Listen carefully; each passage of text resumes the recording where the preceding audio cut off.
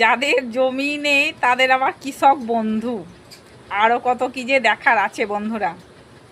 তৃণমূলের আমলে কি কি হয়েছে এখন সেগুলো সামনে আসছে। কতজনের যে বেরোচ্ছে যে জমি নেই অথচ পাচ্ছে এতদিন ধরে কৃষক বন্ধু। ভাবা যায় বলো? সরকারের টাকা এইভাবে নষ্ট, তছনছ। আর একটা নতুন খবর দেই তোমাদেরকে, শুনলে অবাক হবে। বাড়িতে প্রতিবন্ধী নেই অথচ পাচ্ছে এতদিন ধরে প্রতিবন্ধী ভাতা। এখন তার মনে মানসিকতাটা একটু পাল্টেছে। আমার কাছে এসে বলছে, দিদি আমি কি করব এখন, মনে ভয় ধরেছে। এতদিন কিন্তু কোনো ভয় ছিল না। এতদিন ধরে যে প্রতিবন্ধী ভাতাটা পাচ্ছে, ওর মনে একবারও উচিত মানে মনটা একবারের জন্যেও ভাবেনি যে না আমি এটা ঠিক করছি না।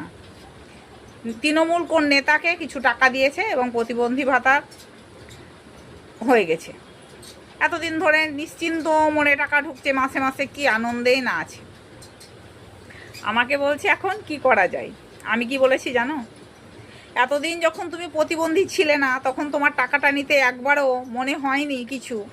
তো এখন যদি তোমাকে জনসাধারণ মেরে প্রতিবন্ধী বানিয়ে দেয় তাহলে নিশ্চয় কিছু আর হবে না, তাই কি না? তোমাদের মতে কি মনে হয় অবশ্যই কমেন্টে জানিও।